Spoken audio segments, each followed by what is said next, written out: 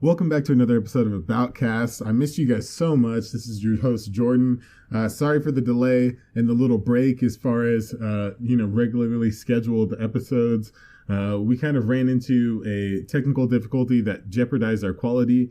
And since our commitment is the utmost top tier quality, we did not want to compromise for you guys. And we wanted to keep this on the up and up. Julian, how are you doing? I'm doing good. I'm not going to lie. We might have gone over 3 on 2 for last week, and it might have recorded one before this with the wrong microphone input for me. So we're rolling with it. We're really excited for this one. We've pivoted pretty quick, and I think it's going to be a funny, loopy, but hopeful podcast. But before we jump into the topic, Jordan, I want to hear from you. What is your favorite movie that you've seen in the past couple years? In the past couple, dude, that's a tough question. I haven't been in the loop as much as recent movies, but I would say that one of my favorites, man, past couple years, past couple years, I don't even know if you could count Django Unchained as in the past couple years. That was probably, almost 10 years ago, which is crazy. But yeah, I would say that, wow, that's a tough one. Well, why do you ask? I'm curious. I was just feeling it out, warming it up, I'm seeing what type of relationship you had with your movies or how you might be feeling them out at this current time. But for an example, if I was going to say a favorite movie that I have seen recently or in the past couple of years was I liked Us or Get Out by Jordan Peele, both very solid. Good move. Yeah, for sure. And, I guess that is actually a perfect segue into kind of what we're going to be talking about today. And the fact of, what me and Julian have as far as skill sets in this particular area are quite different. Julian, relationship guy, has a very successful relationship for multiple years. Me, freelancing like nobody's business. And so our skill sets are quite interesting as far as dates and, relationship health goes. So we're going to fly it off the cuff. And the reason that I probably haven't seen a lot of movies recently is because one of my top 10 picks is to never go on a movie date with a girl that you've just met. But more of that after the break.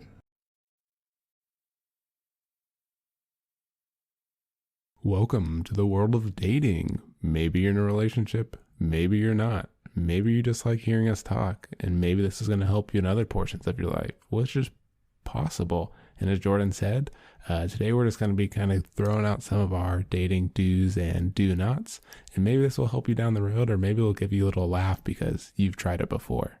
Exactly.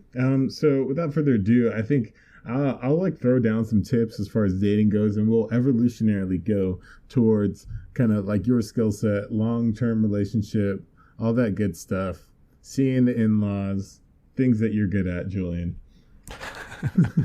And I think if we're gonna start this out with a bang, Jordan, I think you'll be the perfect person to start out with your first recommendation of dating advice. My first recommendation of dating advice, and this is going to sound corny because it's the recommendation for any advice, is know what you want and be yourself when trying to get it. And the reason why is because it's super easy to, everyone does it. I do it on first dates. And even when I'm starting to get to know somebody, I call it the representative. And so what the representative is the guy he's a PR guy. And so he comes out in the nice suit with the, bright smile and says, hey, you know what? That's actually a great question. And here's how I'm going to answer it perfectly. Or, wow, isn't it a beautiful day? No, that puddle didn't bother me at all. I just kind of stepped in it. The little things in life, right? So PR guy, that's the representative. And you want to make sure that you are being as real as you can and maybe not even bring out the representative sometimes. Does that make sense?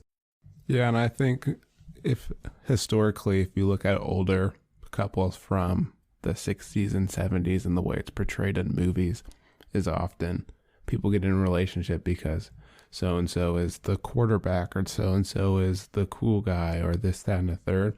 And I think realistically, depending on what you're looking for, if you're looking for a long-term relationship, or you're looking for an intermediary, that's where you kind of make that decision. But I think, more often than not, long term, you're not going to be able to hold up the representative for this persona for a very, very long time. It's better to be a straight shooter out of the gate. There's definitely some things you can dial back on the first couple of dates, but as time goes on, you might suggest some things that you're interested in, whether that is heavily being interested in sports or heavily interested in music or anime or woodworking, photography, etc. That lets your natural hobbies that you personally enjoy show and find out if that person accepts or agrees with that nature. Because at the end of the day, and this may be morbid, but you're going to pass on alone and you may pass a legacy down. But if you aren't happy in your relationship because you're hiding your own interest to make someone else happy, it's not a healthy relationship, and that's the end of that story. Yeah, and I think that speaks in more than one way when I say kind of like be you. One thing that I think is kind of magnetic, regardless of who you are, is passion. And so when you are trying to find somebody and be magnetic to the people that you want to come to you and be around you, as far as your dating scene, passion is one of the first things that I think is attractive. It kind of, it's the thing that brightens up people's eyes when you start talking about X, Y, or Z. And then also on top of that, it shows you get to show what you're excited about, what you're skilled at possibly, and share why that is. And in that way, you're teaching somebody a certain thing. And then you're also showing how, what you're passionate about and showing them about yourselves as well. Exactly. And I think that comes with my first do not tip. We're going to flip it around here, is in this dating world, I don't think you ever want to dominate the conversation or the situation or the event with yourself. I mean, first of all, it's selfish, whether you're on a date or with your friends. You never want to be the person who only talks about themselves or always pivots the conversation to reflect their interests or one up someone. It's really about finding that balance and going deeper into learning more about that person and, finding that relationship, because it's pretty easy to be nervous and say someone's like, oh, I met the local comedian, and then you come back like, oh, well, I met Michael Jordan. You don't want to be that guy. I think there's always interest and fun and curiosity by digging deeper. Someone's like, oh, I met the local comedian. And you might say, oh, where did you meet him at? Oh, do you like going to comedy shows? And then you can reflect and say, oh, I really enjoy this comic. Have you seen their stand up? That's a very specific example, but it's a good way to balance the conversation and kind of play on those interests. So it isn't a very cut and dry question, answer, pivot, question, answer, pivot, and all these different areas, where it flows naturally and you can really find out someone's personality or find out, what your goal is during that conversation. Yeah, I think that's smart. And really true down to the essence of it is that, you'll start acting that way or feel anxious or awkward when you feel pressure, and the pressure comes from inside. You wanting this to be a good interaction or a good time for both of you guys, regardless if it's a group date or just a one-on-one thing. And truly what helps with that is just no pressure, man. There's absolutely no pressure to do anything. The only pressure, the only expectation is to have a good time. And that should be something that comes naturally without pressure or anything like that. And another thing to kind of ward off the choppy conversation as far as interview style is, instead of asking, Julian kind of prefaced or implied, yes or no questions, ask how, why, those type of questions. So for instance, if I said, I just recently moved over to London from the States, and if somebody asks me, do you like it here? Yeah, I could just respond with yeah, and then move on. Or it could be how are you finding it? I feel like it's a lot different. Just that simple shift opens me up to talking about how emotionally I feel or how I felt and stepping through that. And it gives for a lot more vibrant conversations than kind of you would think initially if it was a yes or no question. I agree. And I don't think in any situation. Interview style ever really works well unless you're the interviewee for a financial job. I think at the end of the day, whether it's your first date or your third date, these are very small increments of your time. And at the end of the day, there's always something to gain or learn from it. And I think the more you are back to the, being yourself makes things a lot easier, because during the course of that date, you might find out, hey, actually, in my future dates, I don't like this type of personality or these type of people. And that works the same on girls and guys side of things. Whoever's leading the conversation or initiating the date, it's how it rolls. But Jordan, you actually touched on a very interesting topic a little bit before going into the yes or no questions, is group dates. What are your thoughts on a group date? Dude, I think that group dates are a really good opportunity to kind of show, kind of like illustrate how you kind of work with more than one more than one person, how you how easy you can make friends if these are new people, or like how good you are as like a team player. The one thing though that I wouldn't necessarily recommend, if you're with your date and you guys haven't had a couple times just to get to know each other, then I think group dates get a little more kind of like tighter, in the sense of you don't know this person and you really want to get to know them, but then there's other people that you want to get to know too, or like work around, or have groups conversation with. And group conversation is a great thing to kind of be participating in, because you learn a lot about people and like quickly. But if it's more like, wow, this person seems so great and I want to get to know them, don't stress about doing group dates. Or I would recommend, don't do group dates anytime soon. And granted, people get to know each other at varying rates depending on the person, the personality, the situation. But I would just kind of avoid it for the first 3 times or so. And once you feel comfortable, like after the 4th date, then I would say go for it if you feel up for it. But some people aren't really too interested. But coming from the freelance McGee over here. But Julian, I'm curious about yourself. I don't do group dates. And why is that? How do you feel about group dates, Julian? Well, obviously my situation's different. But in general, if alter ego Julian Jr. was out on the prowl, I don't know. Group dates are hard. And like you said, until later down the road, I would say maybe 5 or 6 times down the road where you actually know you're comfortable with that person. Because one, as soon as you meet their friends, and it's usually their close friends, it can be pretty strong if you don't like their friends and it's instantly like, this is the people I'm always going to be around. And that can be a huge turnoff to some people, even though you really enjoy the company of a certain person. You really want to make sure that with that significant other, that you are comfortable with them at that point in time before meeting their friends, because sometimes their friends are complete opposites of the person you're on a date with, and meeting them in person can be really aggressive and intimidating. Or it could, just bring out a complete other side of your significant other or the person you're on a date with at that point in time. So it can, I think over time, sure, but I think it's just, it takes time. Group dates take time. Anyways, on to the next. Jordan, I would like to hear your next tip of advice for the young dater, male or female, on the market. My next tip, and I'm going to reference the tip that I said or mentioned before, is the movie one, and then I'll go into a deeper one. But the movie one truly is, and simply just, it's the worst place to display personality, characteristics, the things that you're interested in, and obviously get to know your date. And just because it's like the antithesis of communication, learning about somebody, because you're just watching a screen. And there's different places and different times. Yeah, maybe there's a really cool movie, but I would just save that for your homies, and then go do something interesting, go to an art gallery, do something where, this person will have to think, not just like, you can, drinks are fine because it's easy, it's simple. You might have a smooth ass spot and you might know everybody, so you can come across cool.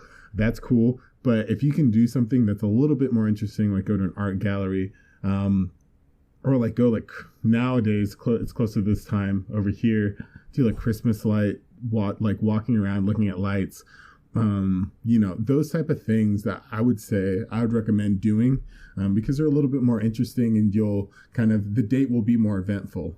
But to go back to like kind of a deeper down thing that I will do religiously for every single date is I get in a good mood first. And the way that I get in a good mood is like listen to some of my favorite music, or this is one thing that I love to do now is I'll listen to like a comedy routine before I go on dates, and it instantly gets me in a good mood because I'm laughing and I'm smiling, and it gives me interesting ideas to think about, not in the fact of, oh, let me just copy whatever this guy said or this person said, the comedian, but in the way of, wow, I never thought of it that way. And just kind of like gets your brain in kind of more of a social mode. And I think that that's super helpful because you'll not always be feeling 100% on your game, on your way to a date, or even like, it varies and you can't control it all the time. But that is a way that I can definitely get into a better mood almost instantly. And so I would recommend that if you're having trouble kind of getting into that date mode and being super social, I would recommend listening to some good music and possibly reading some jokes or even like a comedy skit of your favorite comedian. And that will kind of set you up for a really solid introduction to your date. I agree. I think that is a very unique piece of advice that people don't often see or hear. And I think it'll put them in a good position to be glass half full optimism at that point in time. And before Jordan and I give you our final big tips, we will take a break and we'll catch you shortly after. Cooler than the other side of the pillow, our audience is. This is Aboutcast, hosted by Julian and Jordan, uploaded weekly. We'd love if you guys rated us, shared us, liked our podcast, followed it, did anything you want, because we're here for you. We appreciate your support. Now let's get back into the content. Whoa, didn't see you there. You're actually, wow, you're stunning. I apologize because I know you're on your way of doing something, but I just had to introduce myself. My name is Jordan from Aboutcast, and if you mind, I would love to get your opinion on our podcast. Just messing around, guys.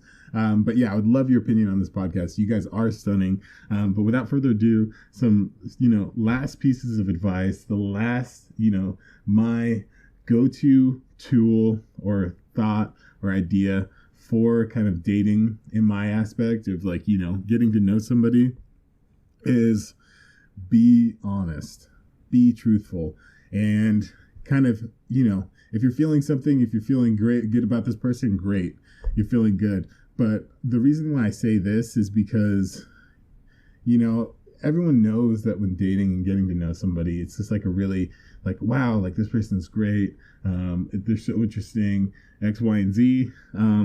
But I think that open communication is the key to any working relationship, regardless of how long you've been seeing this person or at what capacity. So I believe I'm a big, firm supporter of just saying how you feel and truly just embracing it in your own sense. And granted, don't say, yeah, I really feel like I could, yeah, I'm into doing something extra weird, but more of the fact of just say how you feel. I think that's a good standard for communication channels. I think it puts you at ease. There's no guilt there. You're not hiding anything. It's not going to come back to bite you in the ass. It's no sort of karma. It helps stay true to yourself, and it also helps you understand the person you're on a date with and their reaction and their personal philosophies on different topics when you're honest. Yeah, no, that's truly it. And so I'm curious, man, how have you made it work so long? What is your final takeaway piece for how do I get a relationship like you and your lady have? I think my biggest advice is in terms of when you're going on dates or dating. I think the goal isn't, so to speak, dating. I think the goal is friendship, right? And I think in those cases, you're looking for someone you're compatible with as a friend, and then, a relationship or a partner or significant other. Because if you're going on a date just because someone is attractive or has wealth or status, and in the back of your mind, you know you would never be friends with that person, I don't understand how you think that's going to benefit long term without annoyance, aggravation, fights, etc. But if you can understand during that time with that person that they are truly your friend, or you can develop that friendship for long term, you're going to be in a better spot than the person strictly dating for status quo, or what the Joneses are saying, as the saying goes, to meet other people's expectations. Because like I said, if you aren't friends with someone but you're dating them, are you really dating them, or are you just trying to build up yourself to be in that image? So truly at the essence of, you want to be with somebody, like, how they quintessentially say, like, oh yeah, I'm dating my best friend. It seems like that's the advice that you're giving, is make sure that you truly connect with this person, not on kind of the, like, more of a platonic level at the foundation of something that is more carnal, so to speak. Right. And that's a long-term advice tip, so to speak. Obviously, in the current generation of social media and the Tinders, the Bumbles, the Grinders, the whatever's out there, Farmer Meat, BlackSingles.com. Yeah, black people meet. Yeah, there's always different goals that you can achieve, and that, figuring out your goals, we touched on the first part. If it's meeting up with someone one time, if it's meeting up with someone long term, understanding or developing where you want to be with that, the purpose of that date can also make a huge impact. Yeah, very well said. I hope you guys, came out of this with something. And if you kind of like this type of podcast or type of subject, let us know, and we'll be more than happy to do both. I think that Julian and I have a really good kind of amalgamation of skill set as far as what he's done, and is really good at. I haven't done so much of, and what I've done and am really good at, I don't think he's done it so much of. So it gives a really, really good base and foundation for two perspectives leading into one kind of really cool philosophy. But yeah, thank you guys once again, for supporting us. We love the love, and we love giving it back to you. Yeah, we appreciate it, guys. As always, reach out to us. If you're using Anchor, shoot us a voice message. If you're on Twitter, Aboutcast Podcast. If you want to email us, the Aboutcast@gmail.com. We love your support. We love doing this. We're going to bring you quality, and we're trying our best. But with that being said, we'll catch you guys next time.